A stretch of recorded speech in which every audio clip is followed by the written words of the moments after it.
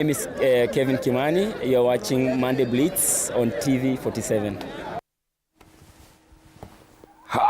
All right, ladies and gentlemen, welcome aboard Monday Blitz. We do hope your weekend has been amazing because pia yetu tumekuwa sawa sana, apart from our teams behaving the way they want to behave, and that is in the EPL.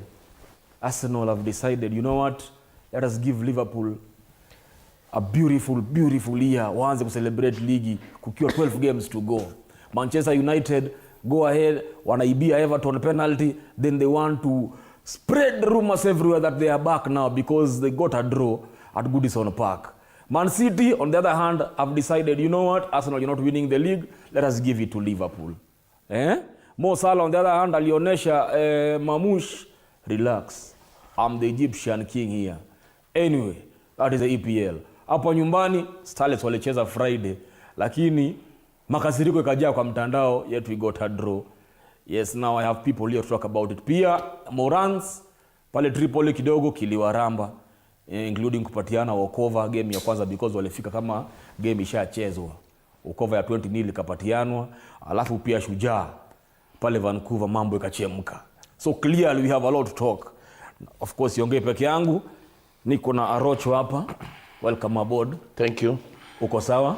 Niko sawa. I almost missed the show. Yeah. But I could not imagine kutokuja kwa show in a very bad style because kulikuwa na some traffic. But because Arsenal lost and now they're not winning the league, imebidi nipande ndudhi ndio nifike hapa. All right. KK Keretu Kerne. Janet Kimani. Good morning. Wagwan. Uko salama? Niko fiti. Umesema umetoka Arsenal? Sijai kuwa wa Arsenal. Na staanza kuwa leo. Yes. So tulia. Tuongele tu Starlets basi. Yes. Anyways, I'm happy to be here. Karibu sana. Asante. Beautiful. Innocent Mutiso. Bolan. Feeling good? Feeling still hopeful ama umekubali matokeo? Normal. Very humbled. Very humble. It is still mathematically possible. It is still mathematically possible. Do you believe? Unajua, let me tell you one thing. Yes. You see Manu fans, when you start with Arocho, yes, he's saying that he had to leave his car somewhere else to take a border to come here. Not talk about so that Manu. he rubs it on our faces. Yes. For the past 2 seasons, Manu fans have been celebrating Man City. Yes. Overcoming Arsenal. And this season, all Manu fans have been fans of their greatest rivals, that is Liverpool. And they don't care Liverpool is about to match their record of 20 Maybe. And to answer your question, this season, I think after we didn't sign a striker in January, and remember last week I said this week will be very pivotal to the race for the title. And if Arsenal takes advantage of Liverpool's slip-ups, then there is a chance. But after our slip-up, I don't think there's a chance anymore. Thank you. All right. As you can see and as you can hear, Bambo imechemka. And this one, we want you to be involved. Because Starlets walicheza Friday, they got a draw against Tunisia. Tuko huko sasa, tunategemea kuona kama tutageuza, and we want you to be part of the show. Therefore, we are asking you a question of the day. It's very simple.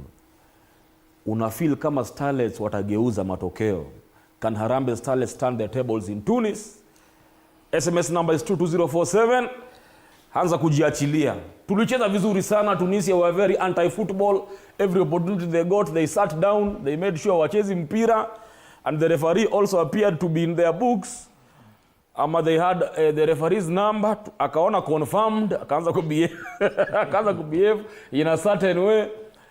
Let us know. SMS number is 22047. But before we get to Starlets, Arocho, Shujaa walikuwa Vancouver. We saw them, I think, a few weeks ago. Walikuwa Perth pia. We had mixed reactions, mixed result. But in Vancouver, mambo ilichemka. What could be happening? Well, I think our rugby team is going through some very rough moments. You remember that we were kicked out of the HSC series. We were not playing. Then we regained our status. But I normally say that we don't handle our transition well. I believe that is basically what is happening. The players that were now being phased out, bringing in new players, I think that is the area that we didn't handle well, and we are just reaping from what we planted. Basically, rugby in Kenya is going through a rough moment. I believe that they need to make more effort to make sure that we don't perform the way we performed. Yes. Look at the game that we played against Uruguay. We started so well, and I was so sure that we were going to get something out of it. But eventually, experience did us in, and we could not hold on to that pressure. Yeah. So once again, I'm going to reiterate to the federation or the guys concerned, we need to handle well our transition. That's true. Mutiso, let me ask you on the fan side, yeah? It is known that Kenyans bring the life. The Kenyan fans, whenever rugby inachezwa pahali, like in Perth, they had a specific stands for the Kenyan fans because they know we bring life to it. Sindio? Do you feel kama team pia inatupatia sisi kama fans what we deserve? I wouldn't stand here and start criticizing the rugby team. Yes. Yes, they lost all the matches they played.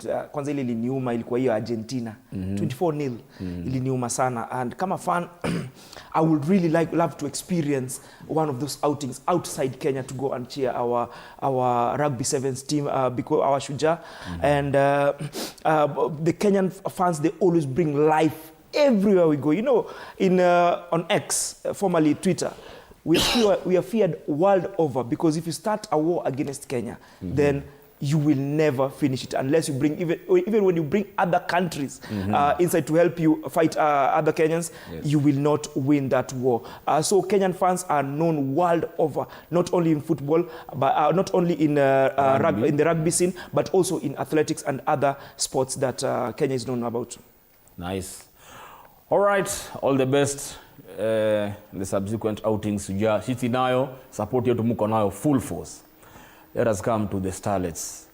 Tunaanza na wewe Double K. Can I call you Double K? Yes. Yeah? Yes, I'm fine. It's my name too. Zindio? KK. Yeah. Yes, KK. For Double K. AKA Janet, yeah? Yes, Double K. Okay. Utisa chanza kuko nickname tena. Umekata. Stick it for Kaire to Kenya. Don't bring other things. Tukapo Kaire to Kenya. Yeah. Okay. Yeah.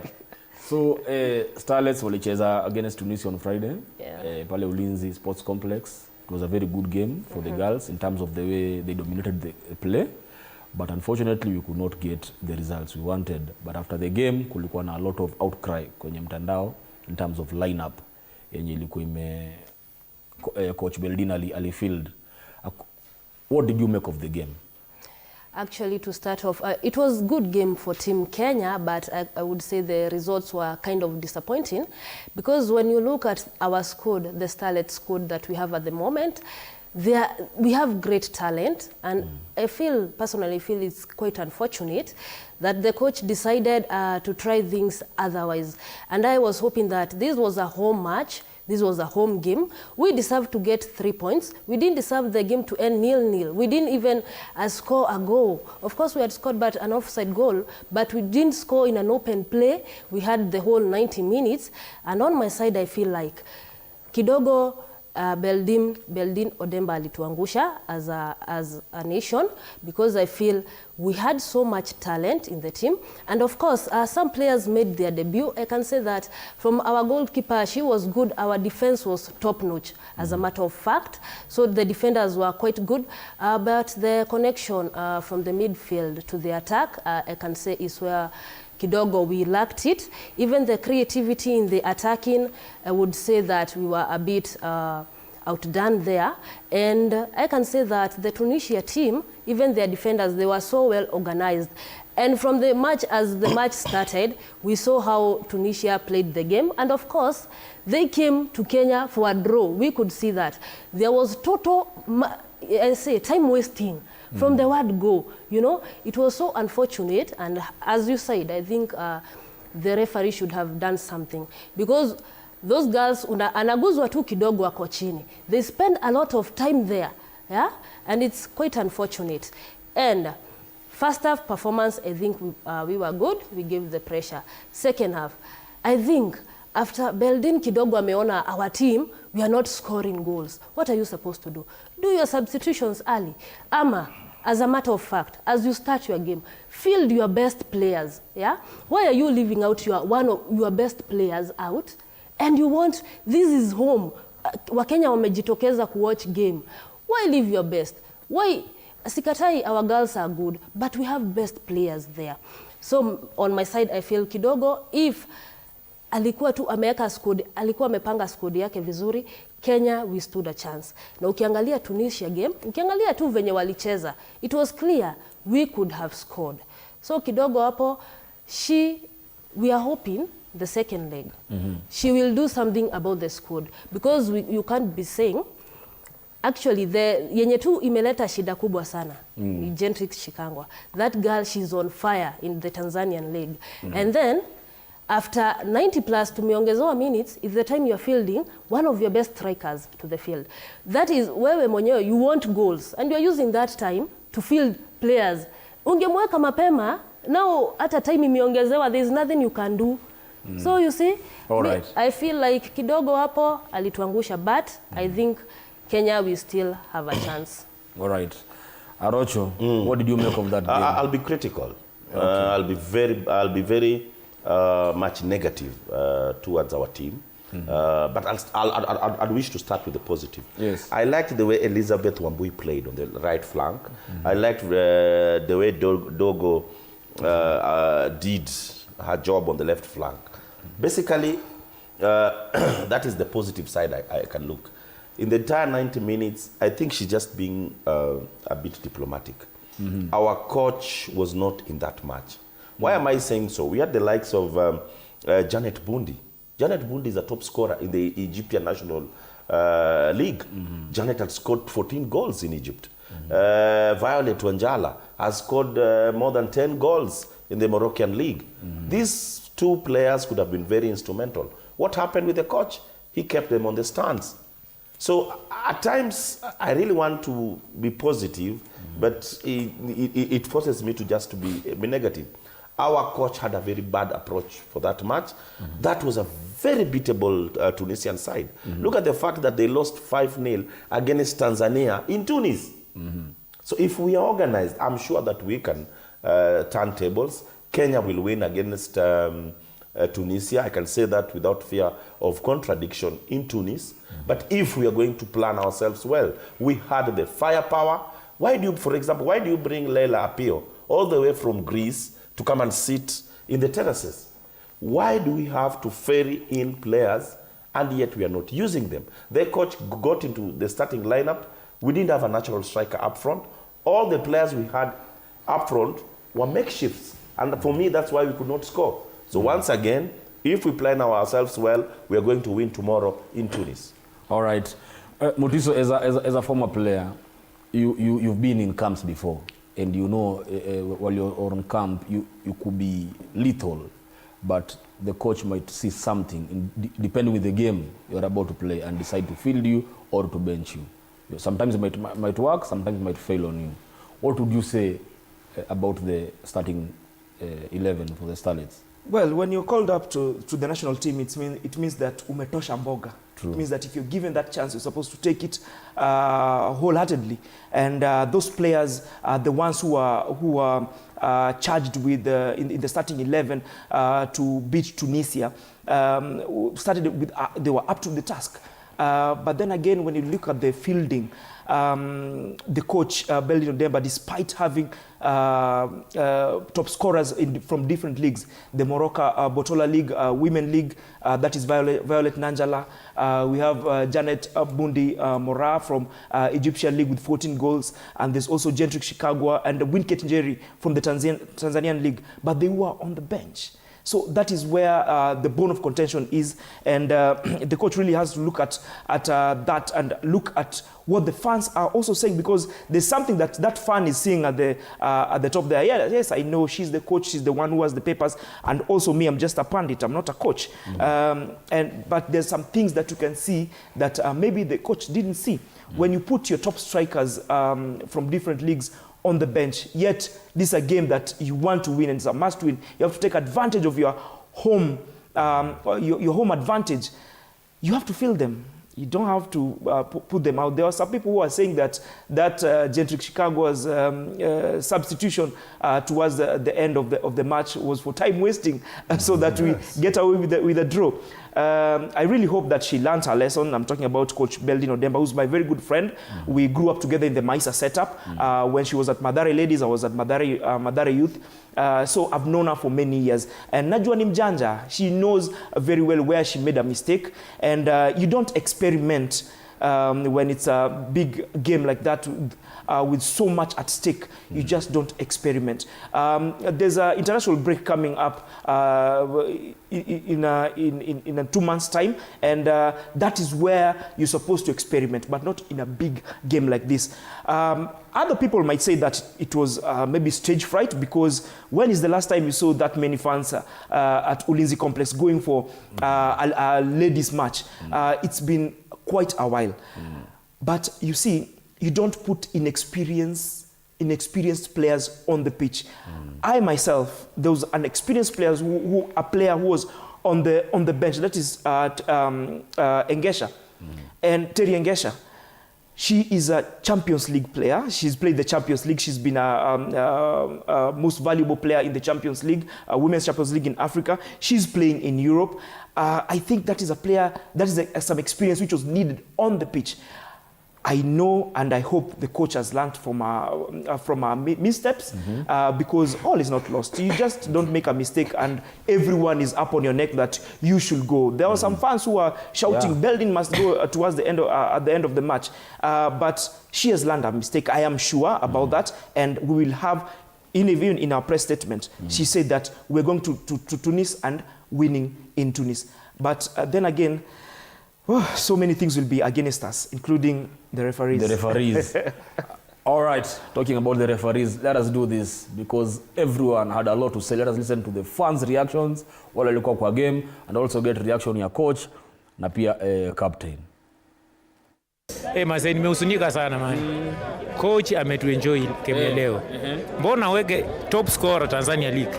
Chendrix Chikwangwa bench. Violet Wanyonyi bench. Sherry Angacha hapo mid bench. Anaweka mtoto wa high school amemaliza the other day Midewa na anamtoa. Yeye ndiye amedusa hii game. Kusema kweli Shada ndiye amedusa game, but tuko na moral. Tukienda away tunaweza fanya, still tuko na chance ya kuchiprove. Wacha tuenda away tuone, although ni hard huko kwa Arabu ni hard. Najua pressure itakuwa kwetu, mafans wako wamechasadi. Wajaribu tu continue pressure, tufunge bao moja, tu relax, tusettle kwa game mapema, tunaweza win. I think we have a very good team in terms of the way we have composed it. But I think, getting 1 point on a qualifier is a positive result. But I think we could have gotten more in terms, if we tactically we were above them.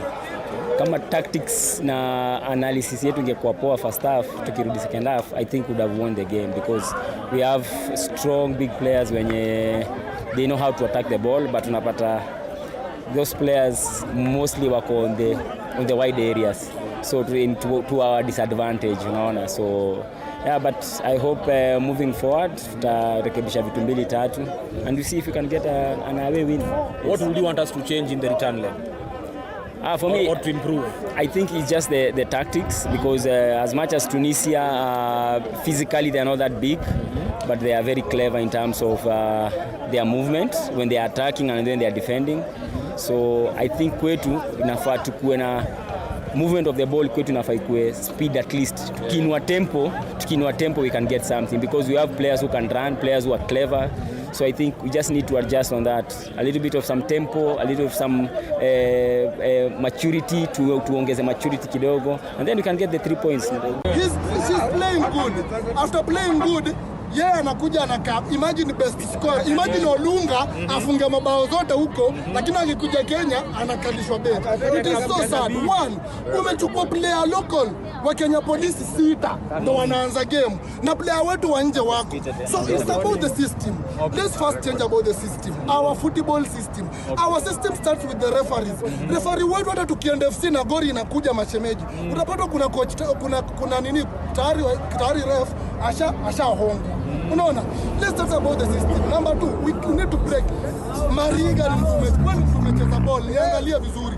Yori mwana wengo, esandu na Busia mwe. Tafadhali, this is talent. Rudi kwetu kwa ground Busia. Nenda Samia, nenda Sioport, chukua mtu mmoja. Toka hapa, nenda Mandera, chukua mtu mmoja. Kuna talent mingi sana. Nenda Mombasa, chukua mtu. Kwani lazima Olunga akujenge tu na ndege acheze? Lazima sijui akina nani acheze? Let's start from the ground. Naumia. They say football is an emotive issue. By the way, my fans wasalimike sana. Our fans literally walini abduct kutoka nje ulinzi complex hapo nje. Uendi, you have to take our reactions. Ambia okay, ongeni watoke. Wakaongea. Anyway, after my fans wameongea, let us listen to the coach pia alikuwa na yapi ya kusema after your game. I think the entire match to may contain and maybe the luck was not on our side kuutilize chances zetu, but tumeona makosa zetu and we still have some days to go and make corrections. We played well. We were tactical against them. You could see that we could still use our wings. We used the wings. We got a lot of chances. It's only that we did not take our chances. It's good team, power team.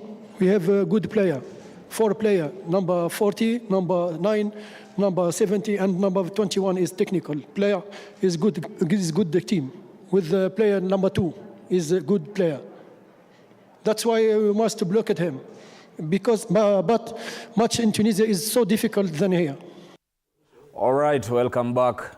Umesikia captain hapo amesema wamelan kwa return leg wata improve. Coach pia amesema to create chances, we just didn't take them. Now in the return leg, guys, because now we have to look ahead. You ilipita. What would you want to see Beldin do? Tuanze na wewe KK. I'm just hoping that for once she will use players to the positions they play. Yeah? Don't wacha kushinda, you know, it's as a player. I know you are open, you can play some other position, but there is a confidence that comes with you playing your normal position, the position that you know you can deliver 100%. You know, you are not second guessing yourself. You know, this one I can take a shot, I can score. You know, so I just hope for once she will use players according to the numbers they play. Aache kushinda aki change players, you know. And I just hope for once tutaona strikers kwa game, because honestly on my side I think our defense was good, our mid was good, just creativity hapo mbele. We have a lot of strikers, by the way. Actually, as a matter of fact, we have Faith Mboya. She's doing well. Just 2 games in the Women's Premier League. She's scored 7 goals, you know, and I have watched her play personally. She's just a natural goal scorer. I just wish for once atuwekea hapo mbele 2 strikers wako sawa, and I believe, by the way, I believe in the talent that our ladies have, and I believe that they can beat Tunisia. It's beatable, and we can do it as Team Kenya. Perfect. We also had debutants when you walicheza vizuri sana. Kama Mumo, I was really impressed vile alikuwa anapiga hapo nyuma. Now Arocho, a lot has been said. Of course we need these changes. Sindio? But again, there is what the coach has seen in training. There is a lot that goes into naming a squad, including attitude, etc., game plans. But there is something Belding said, that when we go to Tunis, they will open up the game. Because in Kenya, Tunisia have refused to open up the game. They decided to sit back and be anti-football. But when they open up the game, now they'll give us an opportunity also to play the game, to take the game to them. Do you see that being an advantage to us when Tunisia decide to bring the game to us? First and foremost, I'd like to advise the coach, let's not have this picky-ponky in the match. Why am I talking about picky-ponky? For example, how do you bring in Elizabeth Bideva, a school kid, into a big match of this kind, 20 or so minutes, then unam withdraw? You're killing this player. If you're not sure that he can fit into this match, then don't play her. You're just killing a young girl who's like to play top football. Let's not invent the wheel. Why am I saying so? Look, for example, the likes of Corazon Aquino. Played so well in that midfield because he plays there. I'd like to echo her sentiments. Let's go to in Tunisia and give somebody where he plays or where she plays in her club. Yes. Let's not try and invent the wheel. You're not a scientist, coach. Let's just play somewhere where he plays well. If you can bring in Bundi, Violet, these are players who are doing so well wherever they are. And I was sitting with you, Shatta. That is, Tunisia is beatable. True. The first shot on goal, we almost scored through Dogo. Yes. And I also believe that Dogo is watching this show. Dogo needs to up her game. We expected too much from Dogo in that match. She got the first chance, she could not score. But somebody can have an excuse that Dogo was played off a playing area. I don't want to buy that excuse. Because yes, Dogo is playing behind the top striker in Kansas City where she's playing a professional game.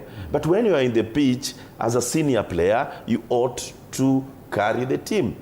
Once again, I'm saying it, we are playing at 2 tomorrow in Tunis.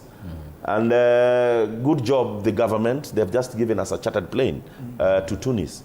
This shows that everybody else is supporting this team. Yes. We have to give results. And I'm telling you, if the coach is listening to us before they fly out and they play these players the way we are suggesting on this show, we are going to win. Tunisia cannot beat us.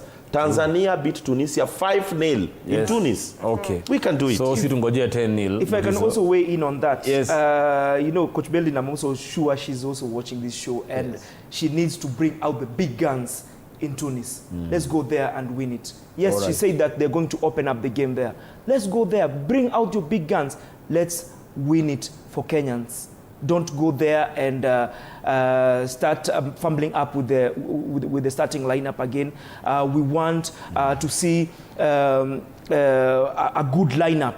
Like at the weekend, our defense was up to the task. Our midfield was so good, but our attacking third is where our main undoing was. And we all know Dogo had a very good game, but she did not have that cutting edge. She didn't have the players up front because she was playing with a false 9 actually. So she did not have the requisite help that's needed from an out-and-out striker. If she had maybe a Gentrix Chikawaga who was very good link-up play, maybe she could have gotten something. But we could see that she was struggling. Whenever she was trying to make something happen, there was no help.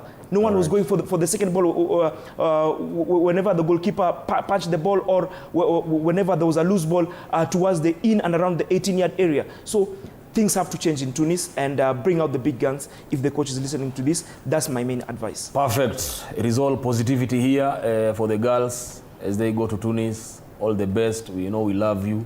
Go with our love, go with our strength and our prayers. Make it happen. Vuruga au Tunisia mbaya sana huko kwao. How sio? All right, let's switch gears and now go to the English Premier League. KK, una violence sana. Is the league gone? Is the league gone? Do we crown Liverpool champions now with Definitely. 11 games to go? Yes. Really? Yes. Come on. It's so obvious. Okay, it's so obvious, by the way. And if you want to challenge me, you think that Arsenal at the moment can win the league, you are delusional. Yeah? You are not talking facts because as a matter of fact, yes, it's gone for Arsenal. They had one job this weekend, by the way, and West Ham is a very good team. Yes. But Arsenal is a better team than West Ham.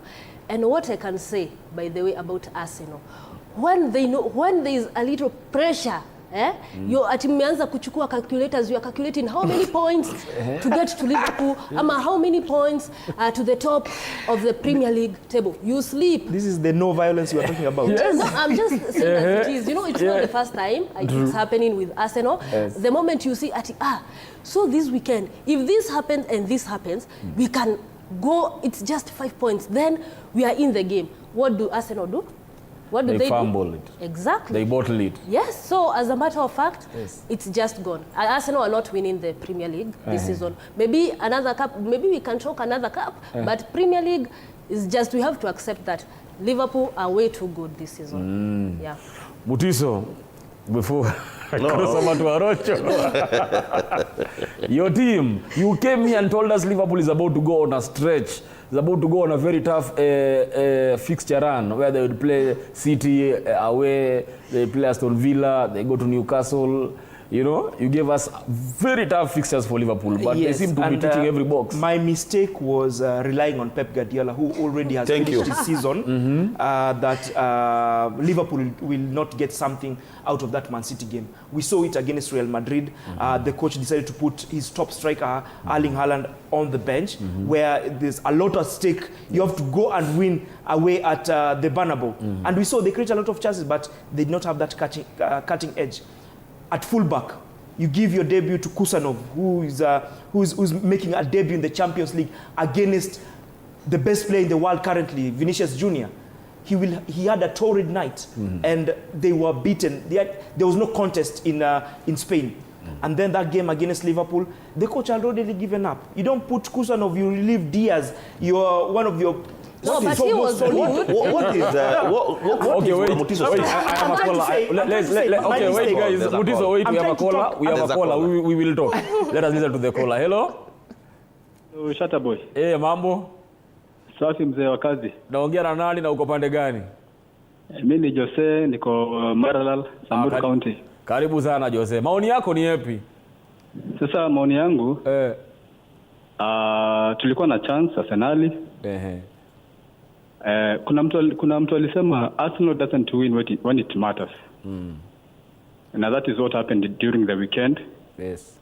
Ilikuwa tushinde, and then we pray that Man City can beat Liverpool, and then tuna vitu zitakuwa namna gani, but haiko happen hivyo. So we have that problem. We don't win when it matters. Is the league gone? Mathematically tuko ndani. Amazing. But I think itakuwa difficult kidogo.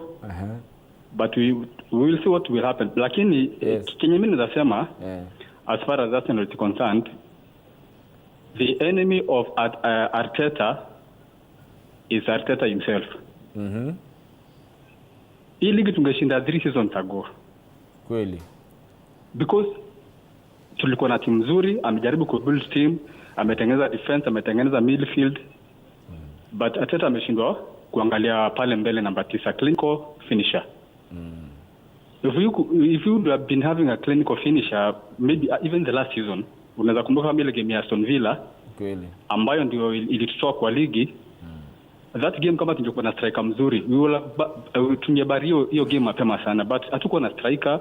Alafu Aston Villa wakakuja 80th minute, 84th minute wakatumaliza. Ateta akuona hiyo shida, tukaingia hii season ya 2024 2025. Still ku address hiyo issue. So for me, Ateta ndiye amekuwa the enemy of himself. Amefanya Liverpool inaonekana ni kama ile Barcelona ya 2011. Lakini si ati Liverpool ati ndio wanacheza vizuri, but if Arsenal would have done something about their signings, wange compete vizuri sana, na mimi nilikuwa na hii ndio opportunity yetu. Kwa hivyo mimi nasema Ateta mwenyewe ndiye amecost team because alishindwa ku address issue ya number 9.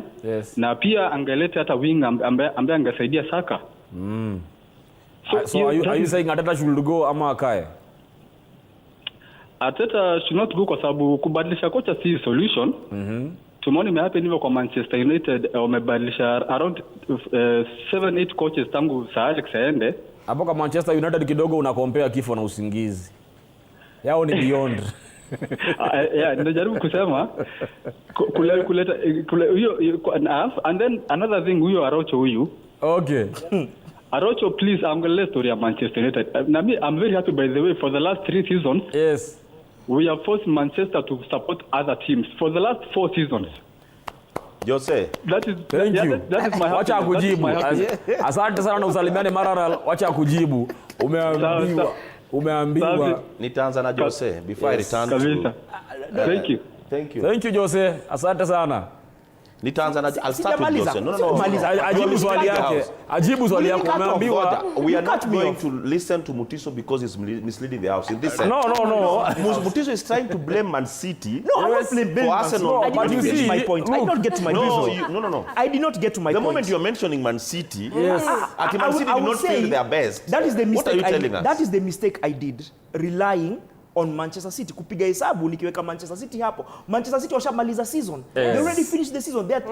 The coach Pep Guardiola is thinking about next season. That is why he's fumbling with the starting lineup. And I will agree with you. As much as I don't like agreeing with Arocho in this show, but I will agree with him that this season Liverpool will win the league. Not because they are great. Thank you. Because they have no competition. Thank you. I said it here. But let me respond to Jose. Jose amekuambia for the last 3 seasons. Amuongelei Manchester. The reason why we must talk about Arsenal is because they are contenders. Umenisikia nikiongea about Chelsea. I cannot talk about Chelsea. But the moment you are a top contender, that is Arsenal and Liverpool, we have to talk about you. Yes. Because you are the people who are going to give the league direction. Now to come back to... Why sasa imagine you are being a critic, yet your team is not doing anything about it. If anything, you guys meet Liverpool and just let them score goals. You people are saying Arsenal should give the league direction, but every other team is against Arsenal. No. Everyone is against Arsenal, including City fans yesterday who are supporting Liverpool. City fans yesterday were supporting Liverpool. We are not going to do that for you. Wait, what you Arsenal fans want, they are the rest of the teams to do, ni kuwashikia Liverpool. We are not going to play your match. Na mbona mnaachia Liverpool basi? Sio kutushikia, mbona mnawaachia? Liverpool wamekuwa kishikwa lakini sisi no, but the bottom line, guys, the bottom line, the reason why I had to be on this show, I forced myself, sorry, is because I had to put you in your rightful place. Mmekuwa mkitupatia vizungu mingi sana hapa. Oh, sijui nani, Mutiso coming up with a lot of vocabularies here. Guys, it is now evident that Liverpool... Hold kidogo, another caller supporting you. Thank you. Vincent, kutoka Nakuru, hello. Hello. Mambo? Yes, mimi ni Vincent. Karibu sana. Sasa ningependa kuchangia kitu moja kuhusu Arsenal. Okay. I think the only thing yenye inafanya sisi kama mafans wa Arsenal tunaumia ni kitu moja peke yake. If you consider the kinds of derbies that we have, yes, the derbies ndio zinatumiza sisi kama Arsenal. Because we lose kama Fulham derby, tunapoteza. West Ham derby, tunapoteza. London derby, tunapoteza. So if you see all those derbies, hizo ndio zinafanya tuna lose league. Hakuna kitu kingine. Because ukiangalia kama Liverpool wako na derby moja ambayo ni Everton, Manchester derby. Ukiangalia Man City wako na derby moja ambayo ni Manchester. Lakini sasa ukikuja kwa Arsenal, hizo timu zote za London ni mingi. Kweli. So if we win all the derbies, we win the league automatically. All right. Hiyo ndio maoni yangu. Asante sana. Salimiana sana Nakuru, Vincent. Okay. Na kuna mtu alisema winners get the points, losers get excuses. Excuses. Malizia your point, we are not going to sit here. We have to talk about Chelsea now. Let's talk about other team. We are not going to sit here to get excuses Arsenal. Okay. Are you talking as a Man U fan or fan? That should. Okay, then let me ask you a question. Are you talking as a Liverpool fan? Okay, let me ask you a question. Are you talking as a Liverpool fan? Let me ask you a question.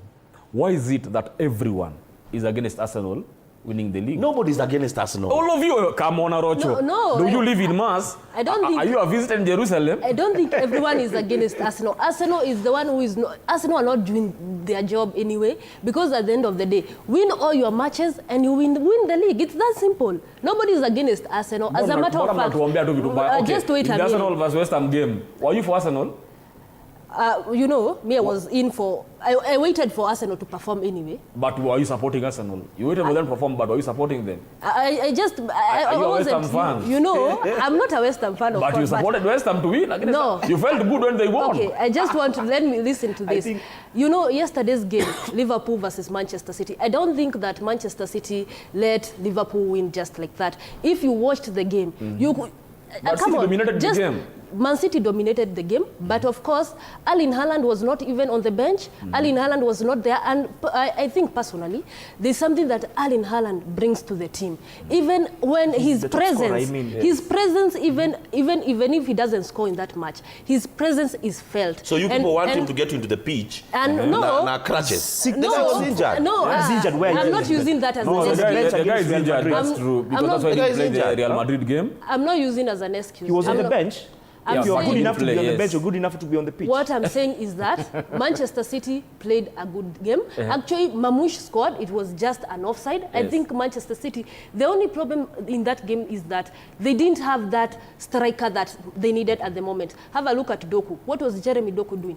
Kusanov was so exceptional yesterday. So it's not that Manchester City let the game slip for Liverpool to win. No, Liverpool were just tactically better in that game. Shut up. Ask me the question. Kindly ask me. I'll come to you as you give me your red card. Let us finish with Mutiso tukimaliza sasa. Mutiso Chelsea ndo hao walienda Villa pia wakastumble. They've been stumbling. They have a derby with Arsenal coming.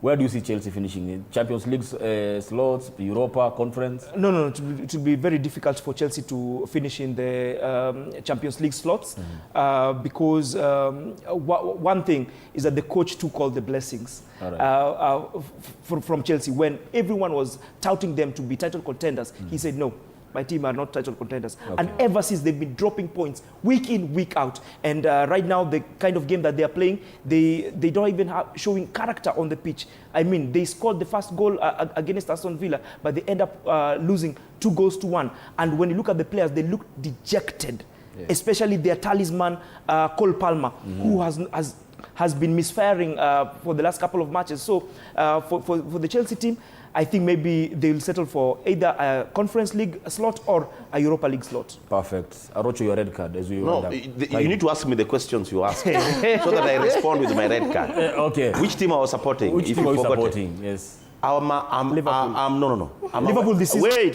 Season. Please let me respond. We are out of time, guys. When the match Arsenal against West Ham, I was a West Ham sympathizer. I'm not a West Ham fan, but a sympathizer. But coming back to my red card, I'm giving my red card to all Arsenal fans. What were you people expecting? Yes. You know, Arsenal, you were expecting the Messiah to drop in your matches. You must manage your expectations. Arsenal fans need to manage the expectations. They need to know that they cannot win the league in the near future. So manage your expectations, and that's my red card. What do you mean in the near future? Thank you very much. That's it. All right, thank you. I have not asante sana for coming. Social media handles. Yes, you can follow me up Facebook, Kairetu Kene, on TikTok it's K, IG, yani everywhere tu ni Kairetu Kene unaweza nipata pale. Perfect. Yeah. Mutiso, asante sana for coming. We do this again next week, same place, same time. I'll see you. All right, now Mimi, as we wind up, I'll give you my punch. And this is it. I want you to know that there is no statue that will ever be erected for a critic, but for the person that got to the ring and tried. Arsenal is on the ring, trying it. Manchester is being a critic. Always on the ring. Okay? Wasting the ring. We leave it there. Sisi tunajaribu. Nyinyi mnajaribu aje. We meet next week, same place, same time. Thank you very much for your time. Usitoke hapa, tuliagiri ukigusa remote ni kuongeza sauti. A very beautiful conversation about to start in a little while. Keep it TV 47. More life.